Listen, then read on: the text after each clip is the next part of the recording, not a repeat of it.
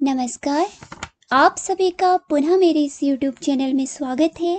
आज हम पढ़ेंगे अज्ञे जी की प्रसिद्ध कविताओं में से एक प्रसिद्ध कविता जिसका शीर्षक है कलगी बाजरे की। यह कविता अज्ञे जी के काव्य संग्रह हरी घास पर क्षण भर में 1949 में प्रकाशित हुई थी।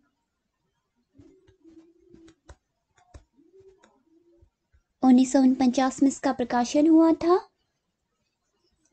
इस कविता में कवि अपनी प्रेमिका की तुलना पुराने उपमानों से न करके नवीन उपमान यानी कि हरी चिकनी घास और बाजरे की कलगी से करते हैं। तो इस कविता को पढ़ने से पूर्व हमें उपमा अलंकार को जानना बेहद जरूरी है। इसमें कवि ने उपमा अलंकार को विशेष महत्व दिया है और प्रेमिका की तुलना हरी बिचली घास और हिलती हुई बाजरे की कलगी से की है, जो कि उपमान है। तो चलिए जान लेते हैं उपमा का अर्थ। उपमा का अर्थ होता है समता या तुलना। समान धर्म के आधार पर जहां एक वस्तु की समानता या तुलना किसी दूसरी वस्तु से की जाती है, वहां उपमा अलंकार होता है। जिस वस्तु की तुलना की जाती है उसे उपमेय कहते हैं। जैसे कि इस कविता में उपमेय प्रेमिका है और जिससे तुलना की जाती है उसे उपमान कहते हैं। और यहाँ पे प्रेमिका की तुलना, जो कि उपमेय है, की तुलना हरी बिचली घास और बाजरे की कलगी से की है, तो ये उपमान है। कलगी बाजरे की कविता को अब हम समझने का प्रयास करते हैं। तो चलिए पढ़ते हैं। हरी बिचली घास डोलती कलगी छरहरे बाजरे की। बिचली यानी कि चिकनी, डोलती यानी कि हिलना, कलगी यानी कि बाली और छरहरा यानी कि पतला, बाजरा यानी कि एक प्रकार का अन्न। कवि अपनी प्रेमिका को कहते हैं कि अगर मैं तुम्हें चिकनी हरी घास, बिचली का अर्थ चिकनी हरी घास, या डोलती कलगी छरहरे बाजरे की, पतली बाजरे की कलगी अर्थात बाली कहना चाहता हूँ, तो इसमें कोई भी दोष नहीं है। मतलब कवि का यही तात्पर्य है कि वह प्रेमिका को चिकनी घास कहना चाहते हैं या हिलती हुई बाजरे की, पतले बाजरे की एक बाली। आगे देखते हैं। अगर मैं तुमको ललाटी सांझ के नभ की तारिका अब नहीं कहता, या शरद की भोर की निहार निहाई हुई टटकी कली चंपे की वगैरह, तो नहीं कारण कि मेरा हृदय उथला या कि सूना है, या कि मेरा प्यार मैला है। कवि प्रेमिका से कहते हैं कि अगर मैं तुमको ललाटी संध्या, ललाटी मतलब लालिमा ली हुई सांझ, यानी कि जो सांझ मतलब संध्या के नभ आकाश की अकेली तारिका यानी तारा। अगर मैं तुमको लालिमा ली हुई संध्या के आकाश की अकेली तारिका अब नहीं कहता, या शरद की भोर की निहाई कुई, या शरद की भोर यानी कि शरद जो ऋतु होती है उसकी सुबह में नहाई हुई कुई अर्थात एक प्रकार का फूल जो कमल की तरह होता है पर आकार में छोटा होता है। टटकी यानी कि टटकी ताजा कली चंपे की, टटकी ताजा खिली हुई चंपे की कली वगैरह, तो नहीं इसका मेरा तो नहीं कारण कि मेरा हृदय उथला कम गहरा है, या कि सूना अर्थात खालीपन लिए हुए है, या भावना शून्य है, या कि मेरा प्यार मैला है।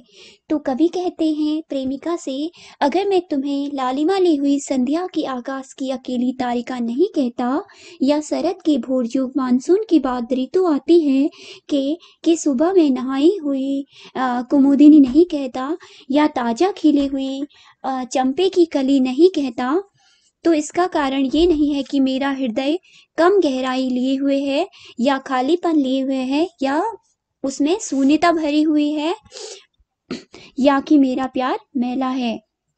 इसका मतलब ये नहीं है कि मेरा प्यार तुम्हारे प्रति खालीपन लिए हुए है, वह बासी हो गया है। आगे कवि कहते हैं, बल्कि केवल यही ये उपमान मैले हो गए हैं, देवता इन प्रतीकों के कर गए हैं कूच, कभी बासन अधिक घिसने से मुलम्मा छूट जाता है। कवि यहाँ पे देवता इन प्रतीकों के कर गई कूच, देवता यानी कि शक्ति, इन प्रतीकों की शक्ति यहाँ पे कूच कर गई है अर्थात प्रस्थान कर गई है। कभी बासन अधिक घिसने से मुलम्मा छूट जाता है। यहाँ पे बासन का अर्थ है बर्तन, अधिक घिसने से मुलम्मा यानी कि पॉलिश, उसकी चमक। तो कवि यही कहते हैं कि इसका कारण केवल इतना ही है कि यह उपमान है जो ये पुराने हो गए हैं। अर्थात कवि कहता है कि इसका कोई भी अन्य कोई कारण नहीं है, इसका केवल कारण यही है कि ये उपमान अब पुराने हो चुके हैं, अर्थात इनके देवता, इन जो प्रतीकों की शक्ति है वह उनमें नहीं रही, वह कूच कर गई अर्थात प्रस्थान कर गई है। जैसे कि प्रतीक से तात्पर्य है किसी वस्तु विचार का सूचक, जैसे हंस को आत्मा का प्रतीक, दीपक को आशा का और अंधकार को निराशा का प्रतीक माना जाता है। कवि कहते हैं इन प्रतीकों के देवता अर्थात प्राण, जो इनकी शक्ति है, ये कूच अर्थात प्रस्थान कर चुकी है या ये चली जा चुकी है।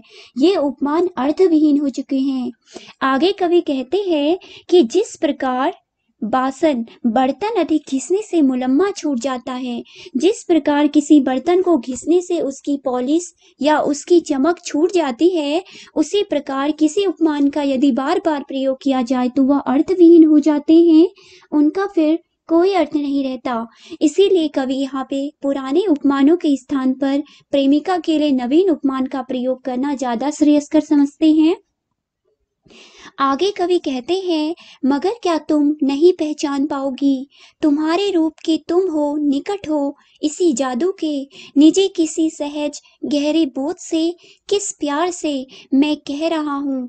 अगर मैं कहूँ बिछली घास हो तुम, लहलाती हवा में कलगी छरहरे बाजरे की। कवि प्रेमिका से प्रश्न करते हुए कहते हैं मगर क्या तुम नहीं पहचान पाओगी, तुम्हारे रूप के अर्थात तुम्हारे सौंदर्य के तुम ही निकट हो और तुम ही इसी जादू को पहचान सकती हो। तुम अर्थात मैं तुम्हारे लिए जो हरी घास व बाजरे का की उपमान लेकर आया हूँ, वह कोई अन्य वस्तु नहीं है, वह तुम्हारे लिए बहुत जरूरी है, तुम्हारे लिए श्रेयस्कर है, अतः पुराने उपमान का प्रयोग करना तुम्हारे लिए उचित नहीं है। आगे कवि कहते हैं निजी किसी सहज, मतलब मैं सहज रूप से, गहरे बोध से अर्थात गंभीर रूप से, किस प्यार से मैं कह रहा हूँ। कवि कहते हैं मैं गंभीर रूप से समझबूझ कर और प्यार से कह रहा हूँ। आगे कवि कहते हैं अगर मैं तुम्हें अगर मैं कहूँ बिछली घास हो तुम, बिछली घास यानी कि चिकनी घास हो, लहलाती हवा में कलगी छरहरे बाजरे की, या हवा में लहराती हुई पतले बाजरे की बाली हो, तो इसमें कोई भी अतिशयोक्ति नहीं है। जो भी मैं कह रहा हूँ वह मैं बड़े प्रेम से कह रहा हूँ। आगे कवि कहते हैं आज हम सहरातियों को पालतू मालंच पर संवरी जूही के फूल से सृष्टि के विस्तार का, ऐश्वर्य का, औदार्य का, कहीं सच्चा कहीं प्यारा एक प्रतीक बिछली घास है, या शरद की साँझ के सोने गगन की पीठिका पर डोलती कलगी अकेली बाजरे की। कवि कहते हैं आज हम सहरातियों को अर्थात सहराती अर्थात शहरवासियों को और शहरियों को पालतू यानी कि जो घर पर तैयार किया जाता है, मालंच एक बंगाली शब्द है जिसका अर्थ होता है फूलों का बगीचा, पर संवरी मतलब सजी हुई जूही के फूल तो आप सब लोग जानते ही हैं।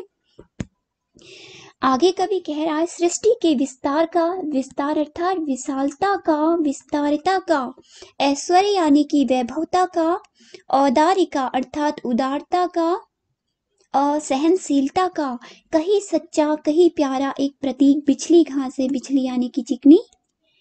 कवि कहते हैं कि आज हम मतलब सहरातियों के लिए घर पर तैयार की हुई फूलों के बगीचे पर संवारी गई जूही के फूल से कहीं अधिक इस संसार की विस्तारता को अपने आप में समेटे हुए, वैभवता को और सहनशीलता को समेटे हुए, जो एक बहुत ही सच्चा और एक प्यारा जो प्रतीक चिकनी घास है वह इससे कहीं बढ़कर है। जो घर पर सजाई हुई, सलीके से सजाई हुई जूही के फूल से कहीं अधिक प्यारा यह चिकनी घास है। या शरद की सांझ के सोने गगन की पीठिका पर डोलती कलगी अकेली बाजरे की। आगे कवि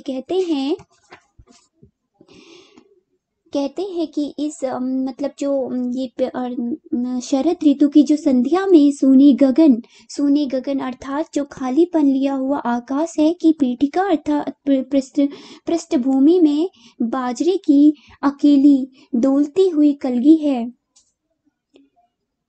बाजरे की वह इन प्रतीकों से कहीं अधिक श्रेयस्कर है। अर्थात कवि कहते हैं कि शहरवासियों के लिए इस सृष्टि की विस्तारता, इस सृष्टि या संसार की वैभवता का, संसार की सहनशीलता का ये प्रतीक हैं। या फिर वह कवि कहते हैं कि जो शरद ऋतु के जो सोने गगन अर्थात खाली आसमान की पीठिका पर जो पृष्ठभूमि पर जो बाजरे की अकेली हिलती हुई कलगी है, कहने का तात्पर्य है कि इन दो प्रतीकों में ही सारे संसार की विशालता समाई हुई है। यह अन्य उपमानों से अत्यधिक महत्वपूर्ण है। अर्थात कवि ने यहाँ पे चिकनी हरी घास और बाजरे की कलगी को विशेष महत्व प्रदान किया है।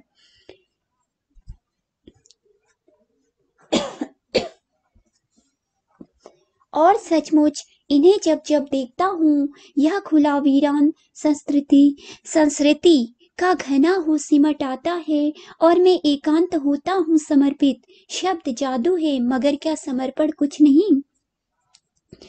और कवि कहते हैं जब मैं इन्हें देखता हूँ तो संसार का खालीपन, सूनापन इकट्ठा होकर क्या होता, इकट्ठा यानी कि जो सिमट जाता है, घना हो सिमट जाता है, इकट्ठा होकर आसपास सिमट जाता है। अर्थात कवि कहते हैं जब मैं इन प्रतीकों को देखता हूँ तो संसार के खालीपन, खुला वीरान संस्कृति का घना हो सिमट आता है।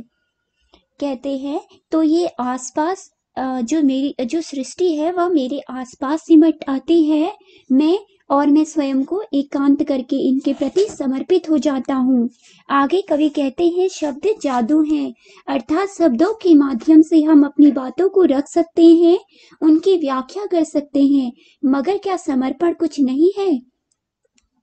कवि प्रश्न करते हैं कि शब्दों से जादू हो सकता है, किंतु जब मैं स्वयं को इस सौंदर्य के प्रति, प्रेम के प्रति, यानी कि इस प्रकृति के प्रति पूरी तरह से समर्पित अर्थात न्योछावर कर देता हूँ, तो क्या इस समर्पण का कोई भी महत्व नहीं है।